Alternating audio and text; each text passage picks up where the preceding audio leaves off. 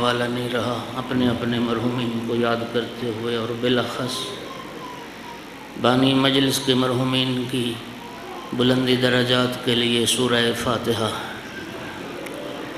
اعوذ باللہ من الشیطان الرجیم، بسم اللہ الرحمن الرحیم۔ الحمدللہ رب العالمین الرحمن الرحیم مالک یوم الدین، ایاک نعبد و ایاک نستعین، اہدنا الصراط المستقیم، صراط الذین انعمت علیہم غیر المغضوب علیہم ولا الضالین۔ اللہم اغفر للمؤمنین والمؤمنات والمسلمین والمسلمات الاحیاء منہم والاموات، اللہم تابع بیننا وبینہم بالخیرات، انکا مجیب الدعوات، انکا علی کل شیء قدیر۔ خدایا بحق محمد و آل محمد علیہ السلام بانیان کی عیسائی کو اپنی بارگاہ میں قبول فرما۔ جتنے مومنین مومنات بیمار ہیں میرا اللہ، بیمار کربلا کا صدقہ سب کو شفا عطا فرما۔ ایک برادر کے لیے خصوصی التماس کی گئی، میرا اللہ انہیں بھی شفا عطا فرما۔ ایک دوست باہر ہیں، ملک سے باہر ہوتے ہیں، کسی پریشانی میں ہیں، میرا اللہ ان کی پریشانی کو دور فرما۔ اور جتنے مومنین بھی مشکلات میں پریشانیوں میں مبتلا ہیں، کریم اللہ سب کی پریشانیاں دور فرما۔ کریم مالک ہمارا خاتمہ بالایمان فرما، شہادت کی موت نصیب فرما، امام عصر کے ظہور میں تعجیل فرما، معرفت کے ساتھ امام عصر کی زیارت نصیب فرما۔ قبولیت دعا کے لیے سارے حضرات مل کے بلند آواز سے صلوات پڑھ دیں۔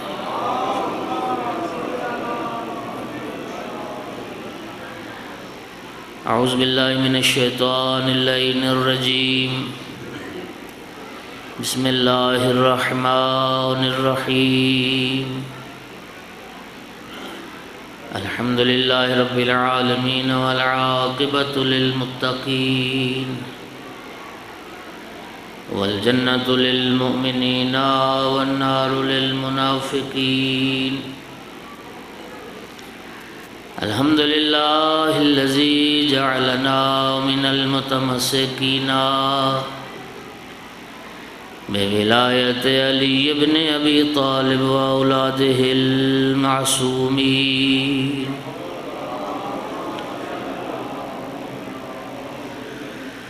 الحمدللہ الذی جعلنا من الباقین علی سید الشہداء و اولادہ و اصحابہ المظلومین۔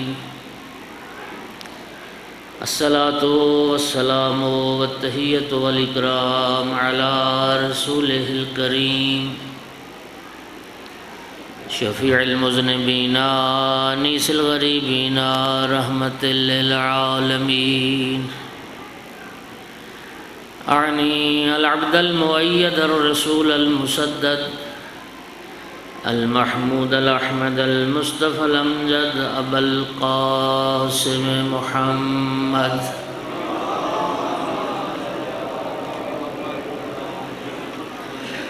ثم الصلاة والسلام والتحیۃ والاکرام علی آل الطیبین الطاہرین المعصومین المنتجبین المنتخبین المظلومین، واللعنۃ الدائمۃ علی اعدائهم ملعونین من یوم عداوتهم الی قیام یوم الدین وبعد یوم الدین۔ اما بعد فقال سبحانہ وتعالی فی کتابہ المجید، اعوذ باللہ من الشیطان الرجیم، بسم اللہ الرحمن الرحیم۔ ان الدین عند اللہ الاسلام۔ صلوات سارے حضرات بلند آواز سے۔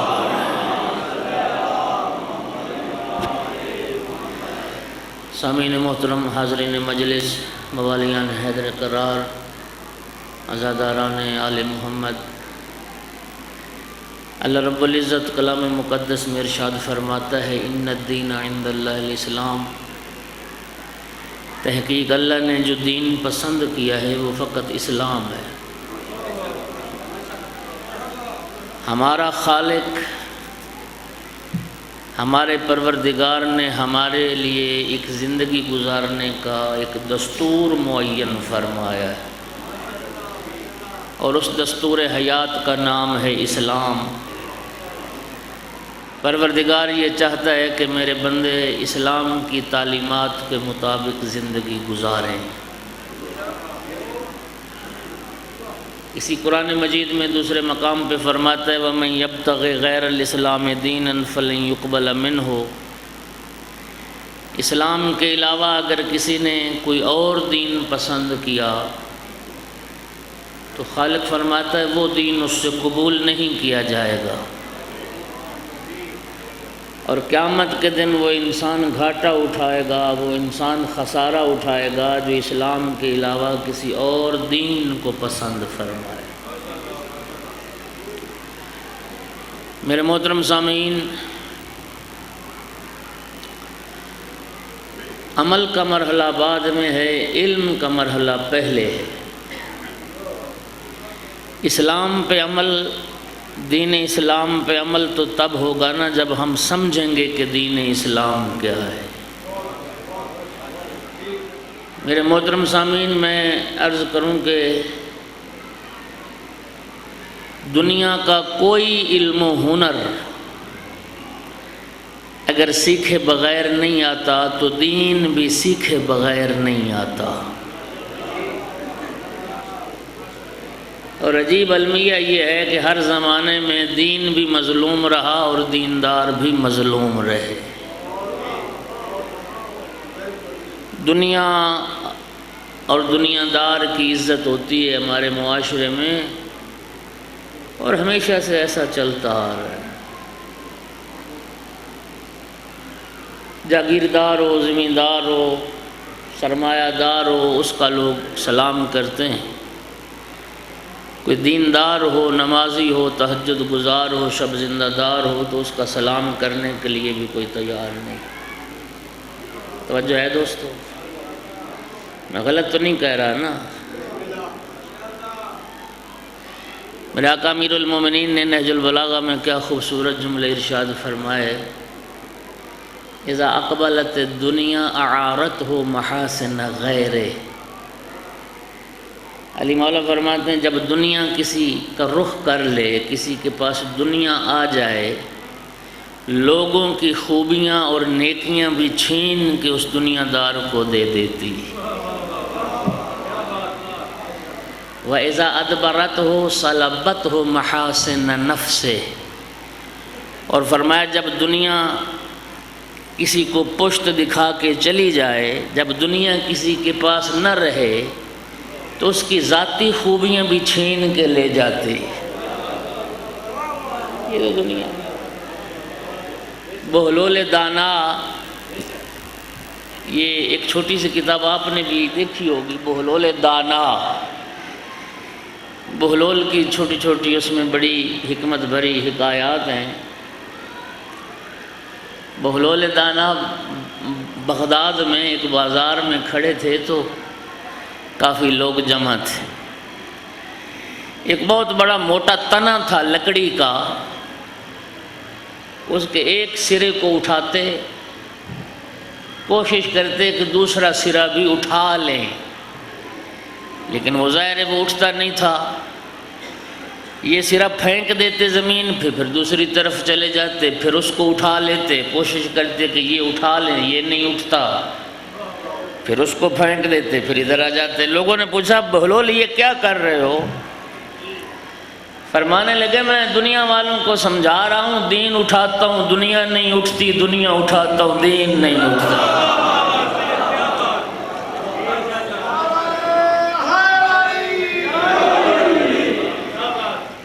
حقیر سمجھا گیا دینداروں کو،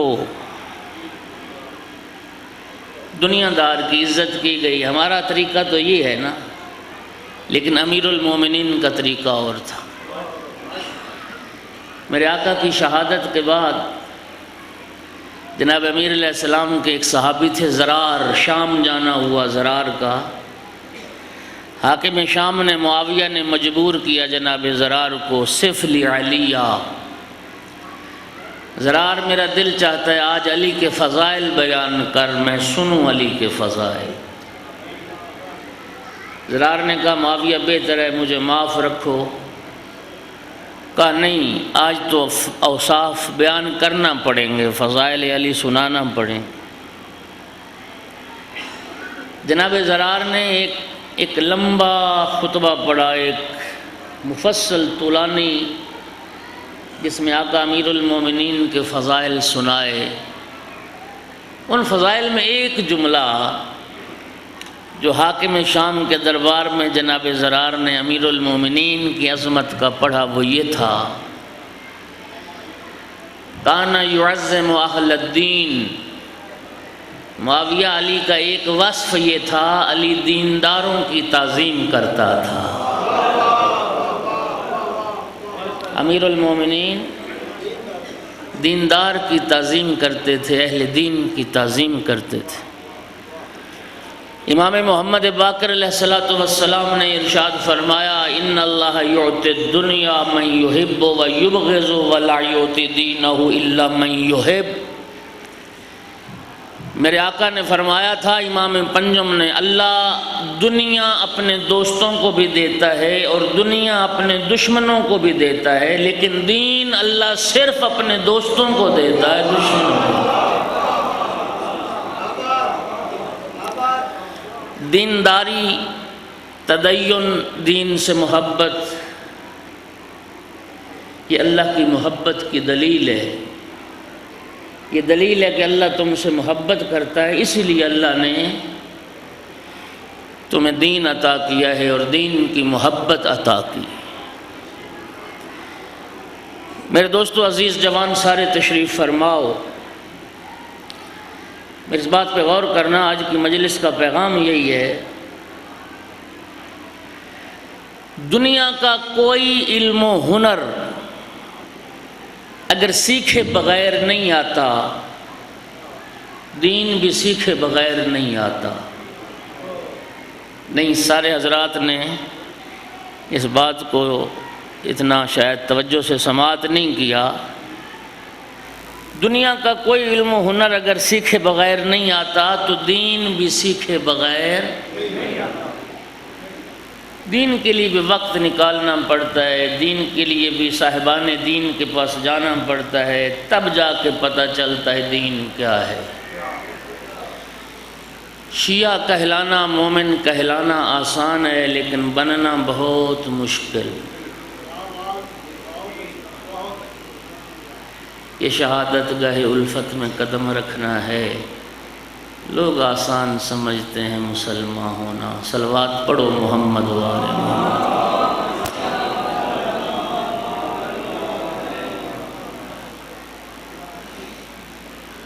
دوستو یاد رکھیے، اللہ رب العزت کلام مقدس میں ارشاد فرماتا ہے، یا ایھا الذین آمنوا قوا انفسکم واہلیکم نارا وقودھا الناس والحجارہ۔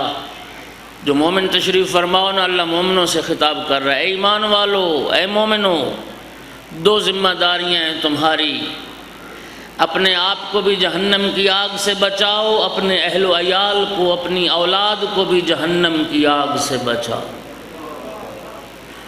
قرآن نے دو ذمہ داریاں ہماری بیان کی۔ مومن کی ذمہ داری صرف یہ نہیں کہ اپنے آپ کو جہنم سے بچانے کی فکر کرے، نہیں، مومن کی ذمہ داری اپنے اہل و عیال، اپنی اولاد کو بھی جہنم سے بچانے کی فکر کرے، کوشش کرے۔ سننا دوستو، سید الانبیاء کی حدیث مبارک ہے، قیامت کا دن ہوگا نا، جب نامہ اعمال پیش کیا جائے گا، بندوں کے سامنے آئیں گے اعمال نامے، نامہ اعمال پہ نگاہ پڑے گی۔ جب انسان نامہ اعمال کو دیکھے گا، ایسے ایسے گناہ لکھے ہوں گے، انسان چیخ اٹھے گا، پروردگارا میرے نامہ اعمال میں جو یہ گناہ لکھے ہوئے ہیں، میں نے تو زندگی میں یہ گناہ نہیں کیے تھے۔ یہ عالم کی توہین، یہ مومن کی توہین، یہ جھوٹ، یہ فراڈ، یہ دھوکہ، یہ زنا، یہ قاتل، میرا اللہ میں نے یہ گناہ نہیں کیے زندگی میں جو میرے نامہ اعمال میں لکھے ہوئے۔ ارشاد رب العزت ہوگا تو نے نہیں کیے لیکن تیری اولاد نے یہ گناہ کیے، جس اولاد کو نہ تو نے دین سکھایا، نہ تہذیب سکھائی، نہ ادب سکھایا، اس اولاد کے گناہوں کا جواب دے بھی آج تجھے ہونا ہو۔ اب سمجھو کتنی حساس منزل ہے، کتنی مشکل منزل۔ اس لیے خالق فرماتا ہے اپنے آپ کو بھی جہنم سے بچاؤ اور اپنے اہل و عیال کو بھی جہنم سے بچاؤ۔ اور میرے محترم سامعین، تمام فقہا نے لکھا، رسالہ عملیہ کو اٹھا کے دیکھ لیں، وہ مسائل شریعت جو مبتلا بے ہیں، جن مسائل کی عموماً انسان کو ضرورت پڑتی رہتی ہے، ان مسائل کا سیکھنا ہر انسان پر واجب۔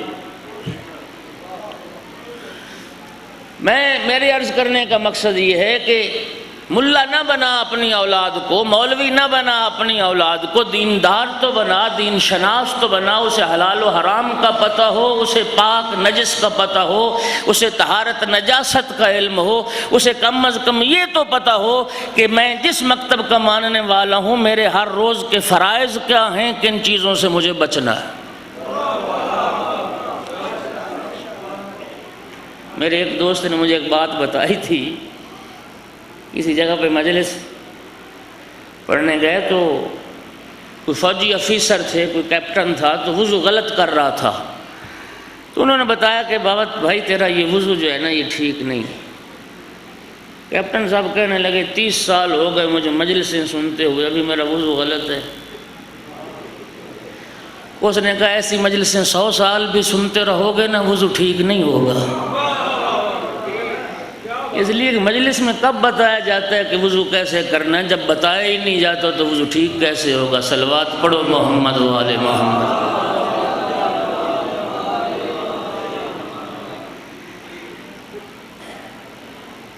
دین کا معاملہ انتہائی حساس، ناراض تو نہیں ہو رہے ہو؟ اللہ آپ کو سلامت رکھے۔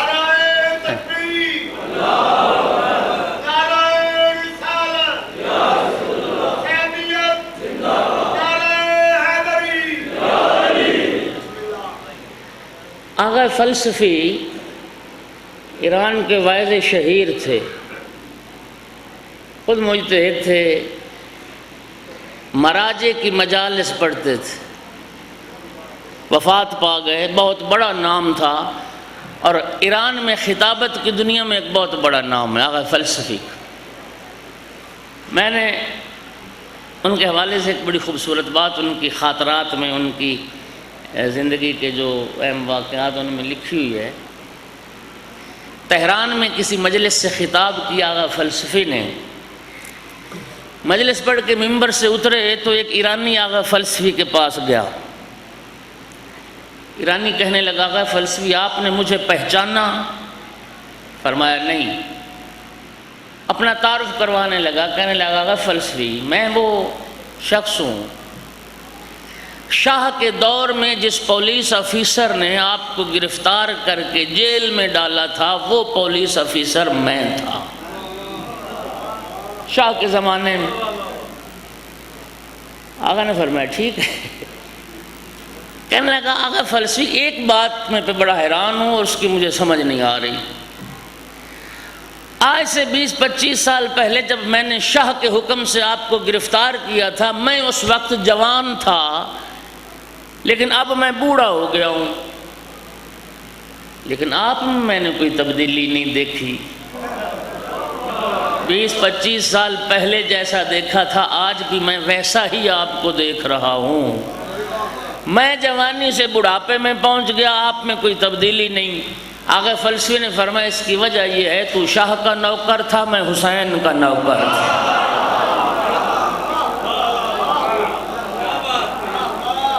تو شاہ کا نوکر تھا، میں ابو عبداللہ الحسین کا نوکر۔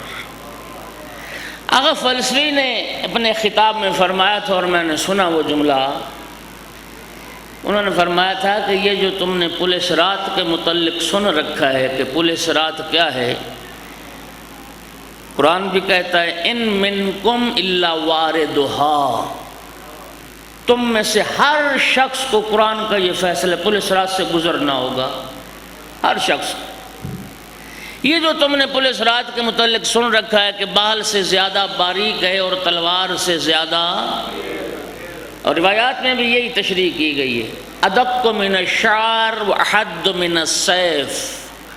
پل صراط کیا ہے؟ بال سے زیادہ باریک اور تلوار سے زیادہ۔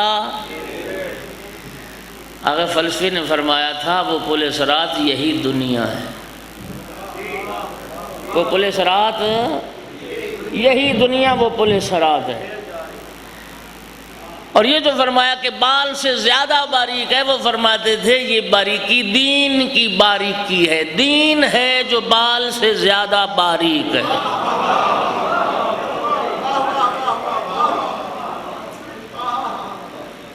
انہوں نے فرمایا تھا کہ اگر کوئی بندہ اپنا امتحان کرنا چاہے کہ میں پل صراط سے گزرنے کے قابل ہوں یا نہیں، اسی دنیا میں اپنا امتحان کر سکتا ہے۔ امام موسیٰ کاظم علیہ السلام کل شہادت کا دن گزرا، میرے آقا کا بھی ارشاد ہے حاسبوا قبل ان تحاسبوا، اپنا محاسبہ خود کرو، اپنا حساب کتاب خود لگاؤ، بجائے اس کے کہ کوئی تمہارا محاسبہ کرے۔ تم دنیا میں رہ کے اگر اپنا امتحان کرنا چاہتے ہو کہ میں پل صراط سے گزرنے کے قابل ہوں یا نہیں، وہ فرماتے تھے کہ اگر تم نے دین کے تقاضوں کے مطابق زندگی گزار لی، سمجھو پل صراط سے گزر گئے۔ دین کے مطابق، تعلیمات قرآن و اسلام کے مطابق زندگی گزار گئے تو پل صراط سے گزر گئے۔ اور اگر دین پامال ہو گیا، دین کی حدیں پامال ہو گئیں، خدا رسول ناراض ہوتے ہیں، ہو جائیں، لوگ راضی ہو جائیں، دنیا راضی ہو جائے، رسم و رواج باقی رہ جائیں، تو پھر سمجھو تم پل صراط سے گزر۔ یہ دین ہے جو بال سے زیادہ باریک ہے۔ کیسے؟ اب بات سننا، ایک صلوات بلند آواز سے بول۔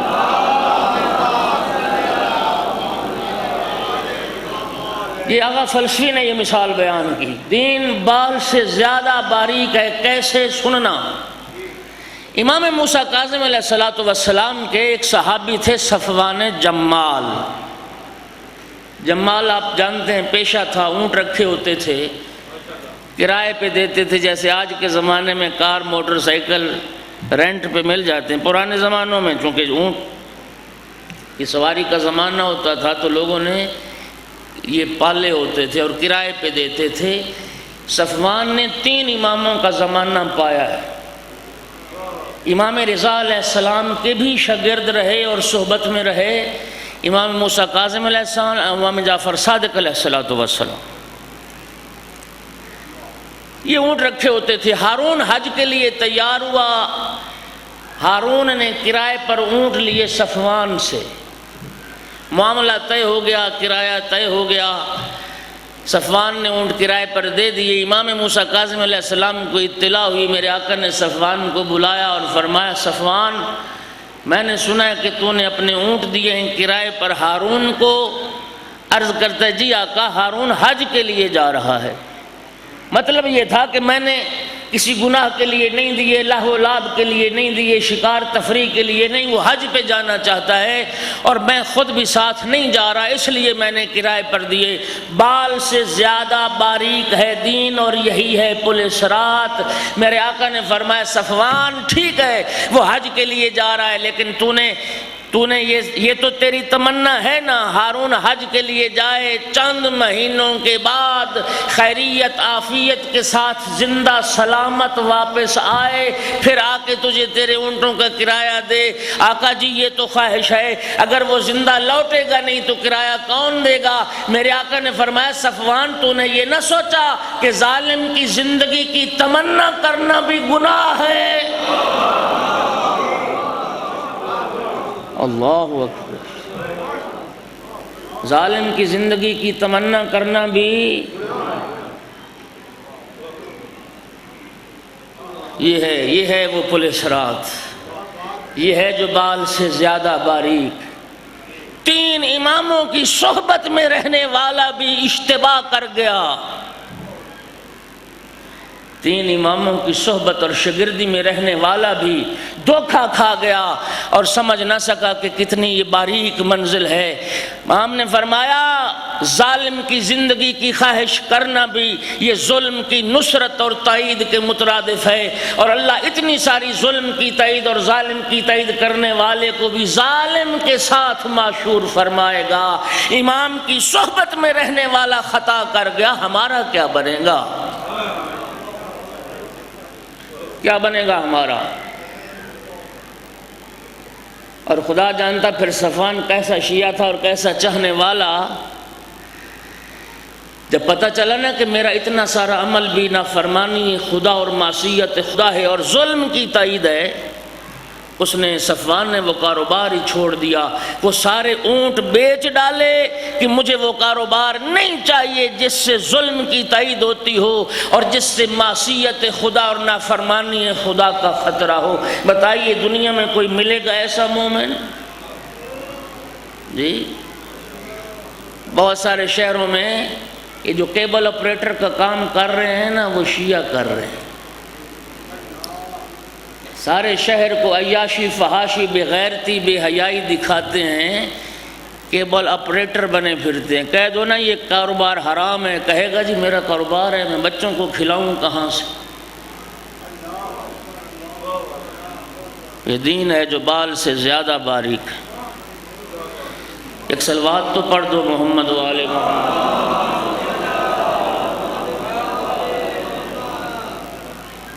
ناراض ہو گئے ہو؟ چلو کوئی بات۔ میں عرض کروں کہ شاہ عبدالعظیم حسنی جو حضرات ایران زیارات کے لیے گئے ہو، انہوں نے یقیناً شاہ عبدالعظیم کی زیارت بھی کی ہے۔ شاہ عبدالعظیم جن کی عزت و عظمت اور جلالت قدر و منزلت کے لیے اتنی ساری بات کافی ہے، تہران میں جن کی قبر مبارک ہے، رے شہر میں جن کا مزار ہے، امام علی نقی علیہ السلام نے فرمایا تھا منظار عبدالعظیم برے کا منظار الحسین بکربلا۔ جس نے تہران میں عبدالعظیم کی زیارت کی گویا کربلا میں امام حسین کی زیارت کی۔ امام حسین کی زیارت کا ثواب، جس کی زیارت کا ثواب ہے، یہ شاہ عبدالعظیم حسنی امام علی نقی علیہ السلام کی خدمت میں حاضر ہوئے، عرض کی آقا میں اپنا عقیدہ آپ کے سامنے بیان کرتا ہوں، میرا عقیدہ سنیں، اگر غلطی ہے تو اصلاح فرمائیں، میں چاہتا ہوں کہ میں صحیح عقیدہ لے کے دنیا سے جاؤں اور سچے عقیدے پر میری موت واقع ہو۔ ذرا اس بات کا وزن کرنا، خاندان آل پیغمبر کی باعزت و عظمت شخصیت، ائمہ کا زمانہ پایا، ائمہ کی صحبت میں رہا، جس کی زیارت کا ثواب سید و شہداء کی زیارت کا ثواب، انہیں ضرورت محسوس ہوئی کہ میں اپنے عقیدے کی اصلاح کرواؤں۔ ہمارا کیا بنے گا؟ ہم نے بھی کبھی چاہا کسی اہل علم کے پاس جائیں اور اپنے عقیدے کی اصلاح کروائیں؟ معاف کرنا، اب کیفیت یہ ہے ناراض ہوتے ہو جاؤ، جتنا بڑا کوئی بد عقیدہ ہے نا وہ کہتے بڑا عقیدے والا ہے۔ اصلاح کروانے کی کیا ہے؟ اب جنہوں نے اصلاح کرنی ہے لوگ کہتے ہیں ان کا عقیدہ غلط ہے، لوگ کہتے ہیں عالم کا عقیدہ غلط ہے، میرا ٹھیک ہے۔ من گھڑت عقیدے، خواہش نفس کا نام دین رکھا ہوا ہے، خواہش نفس کا نام اسلام رکھا ہوا ہے، مرضی کے عقیدے بنائے ہوئے ہیں۔ اور یاد رکھ میرا بھائی، ہر عقیدہ قابل احترام نہیں ہوتا، ہر عقیدہ قابل قدر نہیں ہوتا۔ عقیدہ وہی قابل احترام ہے جس کی بنیاد قرآن ہو اور محمد و آل محمد کا فرمان ہو۔ عقیدہ علم اور عقل کی بنیاد پر ہو۔ مجھے بتائیے کیا ہندوؤں کو اپنے بتوں سے مورتیوں سے عقیدت نہیں؟ ناصبیوں کو اپنے خلفاء سے عقیدت نہیں؟ سب کو عقیدت ہے، ہر عقیدت قابل احترام نہیں۔ تیرا عقیدہ بھی اسی صورت میں قابل احترام ہے جب قرآن کے مطابق ہو اور محمد والے محمد کے فرمان کے مطابق۔ اگر تیرا عقیدہ قرآن کے خلاف اور محمد و آل محمد کے فرمان کے خلاف، دیوار پہ مار اس عقیدے کو. تو ابو ذر سے زیادہ عقیدت مند ہے، تو سلمان سے زیادہ عقیدت مند ہے. تو اپنا عقیدہ بنائے پھرتا ہے، مذہب کا جنازہ نکل گیا، تشیع پامال ہو کے رہ گئی، دشمن ہمیں کافر کہتے. تو کہتا ہے میرا عقیدہ ہے. کسی پڑھے لکھے کو یہ تو انٹرنیٹ کا زمانہ ہے، یہ تو نیٹ کا زمانہ ہے. مولا علی کعبے میں نازل ہوئے یا ولادت ہوئی تھی؟ قرآن نازل ہوا، ٹھیک ہے. جو شے نازل ہوتی ہے، نازل ہونے والی شے کے لیے نہ ماں چاہیے نہ باپ چاہیے. علی کی ماں بھی تھی، علی کا باپ بھی تھا.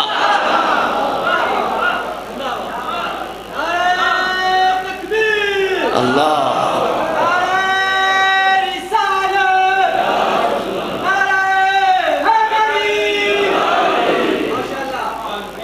قرآن تائید کرتا ہے اس نظریے کی، حدیث تائید کرتی ہے اس نظریے کی. تیری عقیدت ہے، تیری عقیدت جہلوں والی عقیدت ہو تو آگ لگاؤں تیری عقیدت کو. دلیل کیا ہے جی؟ وہ ہم بھی پیدا ہوتے ہیں، وہ بھی پیدا، تو نجس پیدا ہوتا ہے، وہ طیب و طاہر پیدا ہوتے ہیں.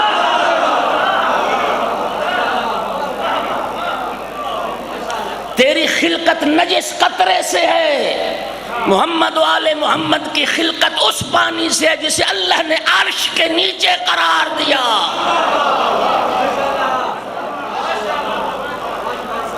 عقیدت ہے جی ہم بھی پیدا ہوتے وہ بھی پیدا. اس بات سے بچنے کے لیے کتنی بےہودگی، کتنی جہالت، کتنی کم علمی، کتنی لا علمی. نازل ہوتے ہیں، نازل ہوتے ہیں. نازل ہونے والی شے کے لیے ماں باپ نہیں چاہیے. اتنی بڑی تہمت نہ لگا آل محمد پر. انہوں نے شادیاں بھی کی، ان کی ماں بھی تھے، ان کے باپ بھی تھے، آباء و اجداد کا سلسلہ تھا. عقیدت لیے پھرتا ہے صرف اس بات سے کہ ہم بھی پیدا ہوتے ہیں، وہ بھی پیدا ہوتے ہیں. ہم نجس پیدا ہوتے ہیں، ہم جاہل پیدا ہوتے ہیں، وہ طیب پیدا ہوتے ہیں، طاہر پیدا ہوتے ہیں، عالم پیدا ہوتے ہیں.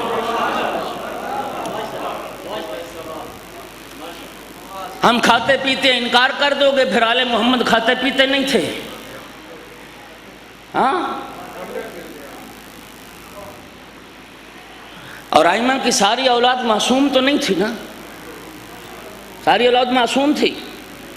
ابھی سن رہے تھے امام موسیٰ کاظم علیہ السلام کے 19 بیٹے تھے، امام ایک تھا، باقی 18 تو امام نہیں تھے.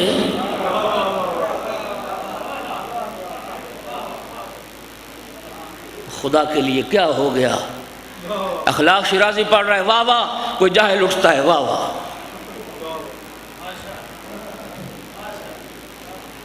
میں کہہ رہا ہوں ولادت ہوتی ہے پھر بھی واہ واہ، کوئی کہتا ہے نازل ہوتے ہیں پھر بھی واہ واہ. فاطمہ بنت اسد کعبے سے علی کو اٹھانے گئی تھی.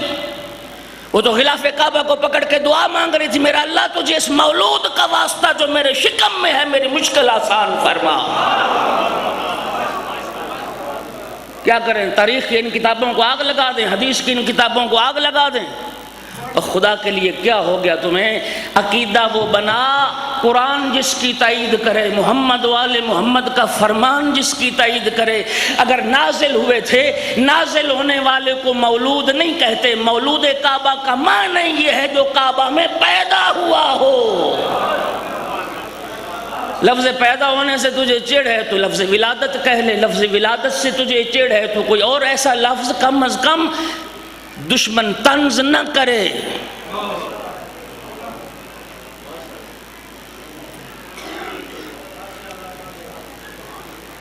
استغفر اللہ ربی العظیم. اگر ان کی ماں نہیں، اگر ان کا باپ نہیں، العیاذ باللہ، جانتے اس بات کا معنی کیا بنتا ہے؟ خدا کے لیے جوانوں، پڑھے لکھو، علم کا دور ہے. اپنا الو سیدھا کرنے کے لیے مذہب اہل بیت کو تخت مشق تخت بنا دیا. اپنی دنیا کمانے کے لیے ظلم آل محمد کے پاکیزہ مذہب پر.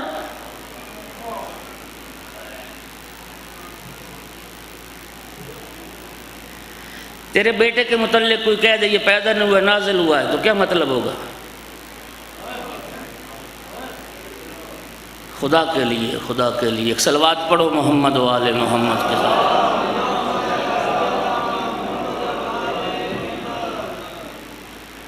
اچھا مجھے یہ بتائیے، اس امامے سے کیا توقع رکھتے ہو؟ سچ بولوں جھوٹ بولوں؟ ہاں؟ تو پھر تم بھی دعا کیا کرو اللہ تمہیں سچ کا حامی بنائے، دعا کیا کرو۔ یہ شر الازمنہ ہے، شر الازمنہ، روایات میں بدترین زمانہ اس قرب قیامت کے زمانے کو کہا گیا۔ خدا کی قسم کھا کے کہتا ہوں، اتنی جسارت، اتنا حملہ تو آل محمد کے مذہب پہ وہ ناسبی دشمن بھی نہیں کر سکے جو اپنوں نے شروع کر دیا۔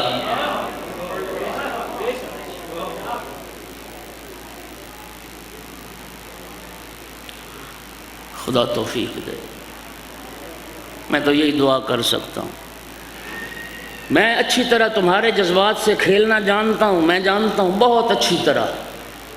20 سال ہو گئے مجھے بھی مجالس پڑھتے ہوئے، میں ٹرینڈ کو بھی سمجھتا ہوں، میں نبض بھی جانتا ہوں، میں نفسیات بھی سمجھتا ہوں، لیکن پتہ ہے موت کب آ جائے۔ میں بھی انہی مجرم لوگوں کی صف میں کھڑا ہوں، میں یہ نہیں چاہتا۔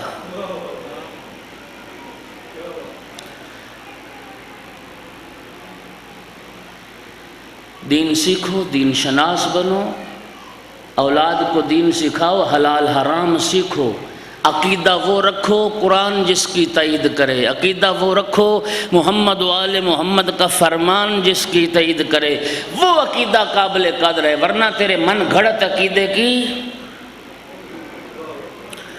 کوئی حیثیت نہیں اور کوئی اہمیت نہیں۔ صلوات پڑھ محمد و محمد کی ذات۔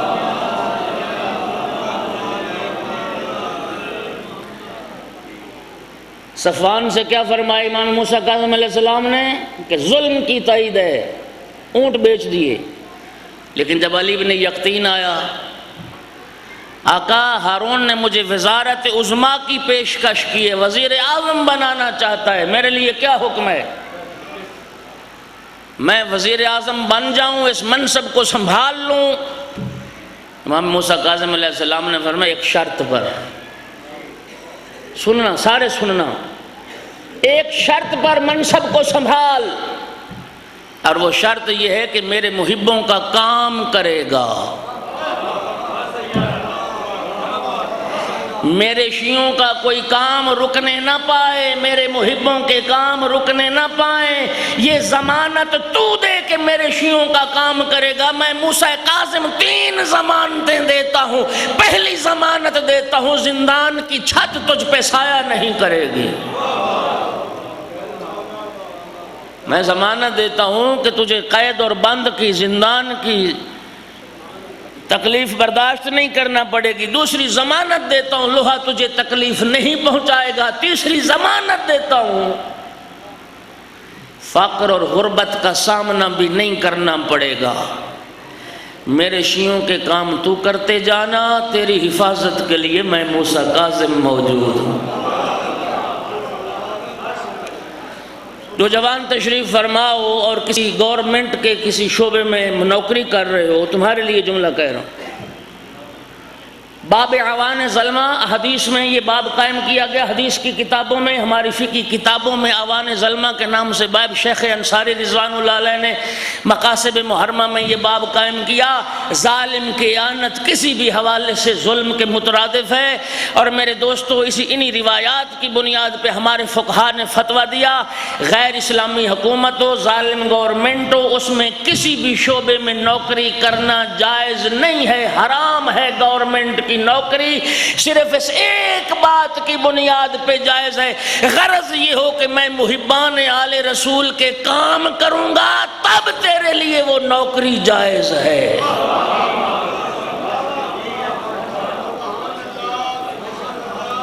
وہ کفارہ ہے۔ اللہ اکبر۔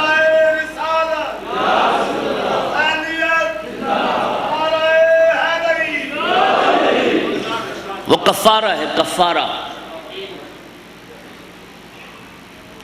اور نہ صرف یہ کہ میرے آقا امیر المومنین نے فرمایا تھا وَزَقَاتُ الْجَاهِ الشِّفَاعَ، دو چیزیں ہیں، ایک دفعہ ہے کہ میں خود کسی مومن کا کام کر سکتا ہوں، ایک دفعہ ہے کہ میں تو نہیں کر سکتا لیکن میں کسی مومن کا کام کروا سکتا ہوں۔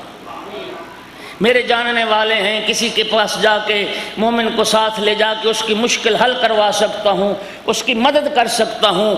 امام فرماتے ہیں تیری اس جاہ و منصب کی زکوٰۃ ہے، جا اس کے ساتھ چل کے جا اور اس کی مشکل حل کروا، کام حل کروا۔ آج مومن کی مشکل تو حل کرے گا، اللہ قیامت کے دن تیری مشکلات کو حل کرے گا۔ اور معصوم نے فرمایا کسی مومن کی حاجت کو پورا کرنے کے لیے جتنے قدم تو چل کے جائے گا، تیرے ایک قدم پر صفا و مروہ کی سائی کا ثواب اللہ تجھے عطا فرمائے گا۔ کسی مومن کی حاجت کو پورا کرنے کے لیے ایک قدم جو اٹھاؤ گے، ایک قدم جو اٹھاؤ گے، صفا و مروہ کے درمیان سعی کرنے جتنا ثواب ایک قدم پہ اللہ تمہیں عطا فرمائے گا۔ کام کرو محبان آل رسول کے۔ اور میرے محترم سامعین، بن گیا وزیر اعظم علی ابن یقطین، وقت نہیں ہے میرے پاس، کتنے مواقع اور کتنے مقامات امام موسیٰ کاظم علیہ السلام کی ہدایات کی روشنی میں اس کی جان بخشی ہوتی رہی، منصب چلتا رہا۔ بغداد کا ایک غریب محب مومن اب ابراہیم علی ابن یقطین سے ملنے گیا۔ علی ابن یقطین نے غلام سے کہا جاؤ کہہ دو ابراہیم کو کہ میرے پاس ملاقات کے لیے وقت نہیں۔ غریب مومن تھا، لوٹ آیا۔ ہارون علی ابن یقطین حج کا زمانہ ہے، حج پہ گیا، حج سے فارغ ہو کے مدینے گیا، اور یہ چیز آپ روایات میں پڑھتے ہیں، تمام الحج لقاء الامام، حج مکمل ہی تب ہوتا ہے جب امام کی زیارت اور ملاقات ہو۔ امام کی ملاقات اور امام کی زیارت بغیر حج مکمل نہیں ہے، یہی لہذا روش ہے۔ حج پہ دنیا جاتی ہے، پھر امام کی ملاقات کے لیے دنیا جاتی تھی۔ علی ابن یقطین مدینے آیا، امام موسیٰ کاظم علیہ السلام کے در اقدس پہ زیارت کے لیے اذن باریابی چاہا۔ میرے آقا نے غلام سے کہلا بھیجا جا علی ابن یقطین سے کہہ دے اگر میرے ابراہیم کے لیے تیرے پاس وقت نہیں، تیرے لیے میرے پاس وقت نہیں۔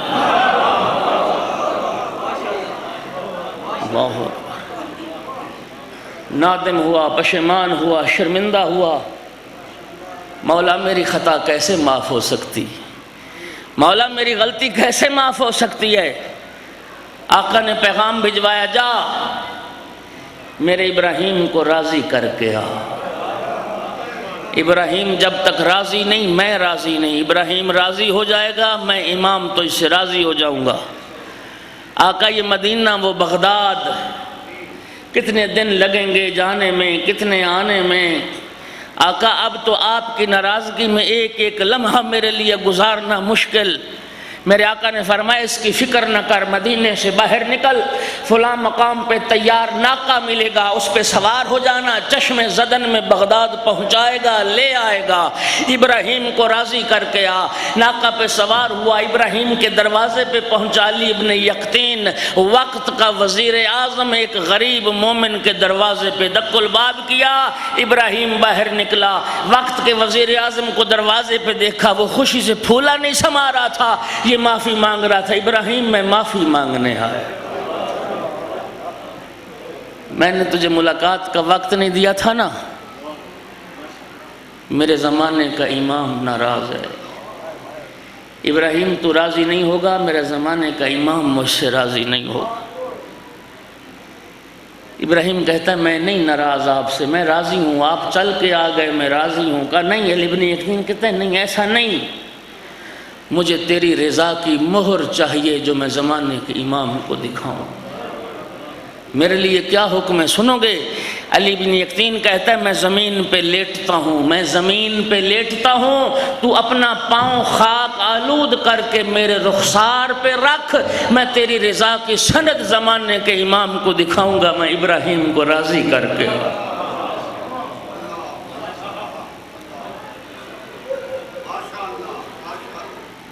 علی بن یقطین زمین پہ لیٹا، ابراہیم نے پاؤں خاک آلود کیا، علی بن یقطین کے چہرے پہ رکھا، ابراہیم کی رضا کی مہر لے کے چلا، مدینے پہنچا، امام استقبال کے لیے موجود تھے،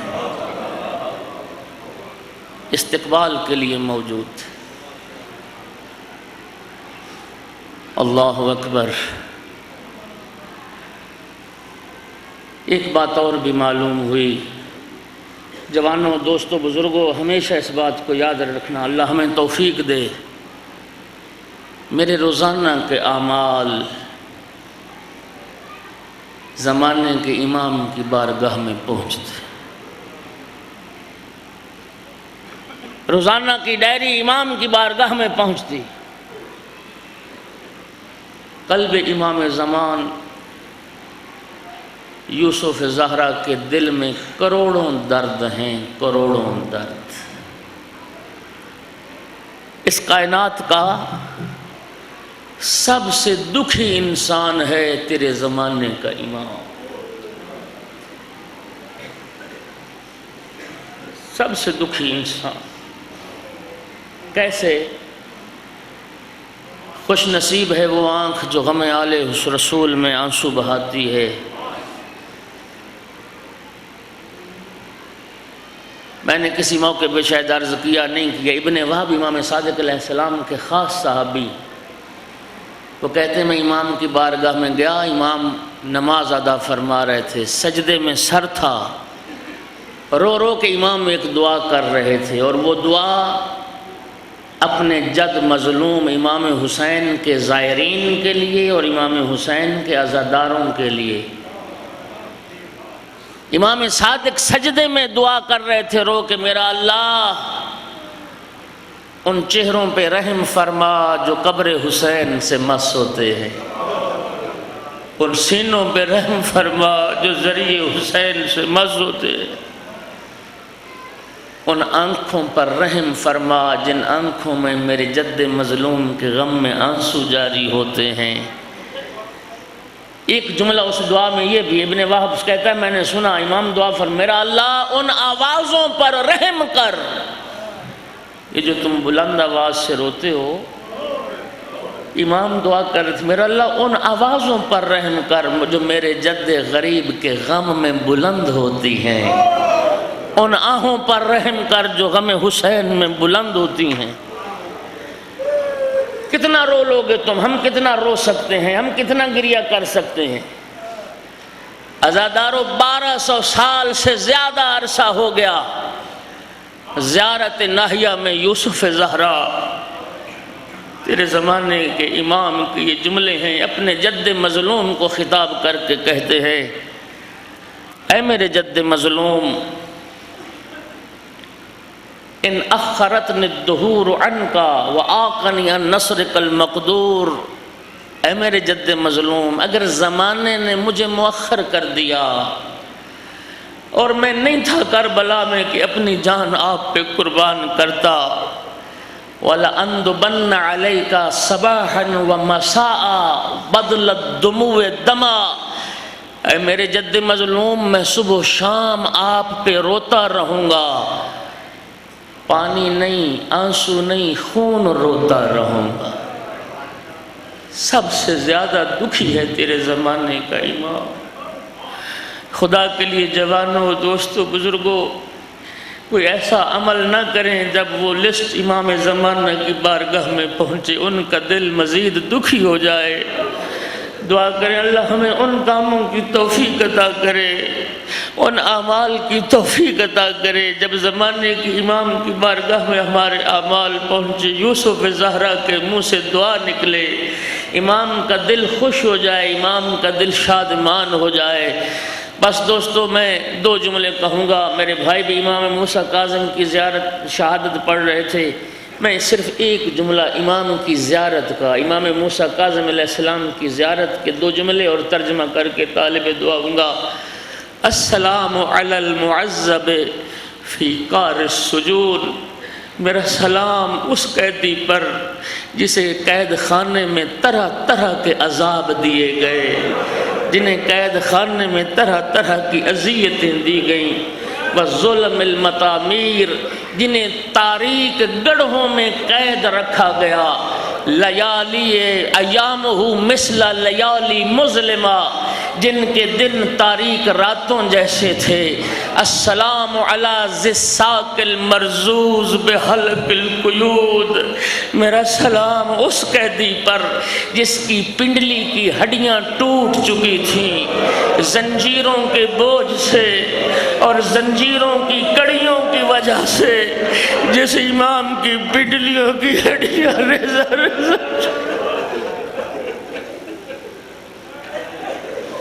الا لعنت اللہ علی القوم الظالمین وسيعلم الذين ظلموا أي منقلب۔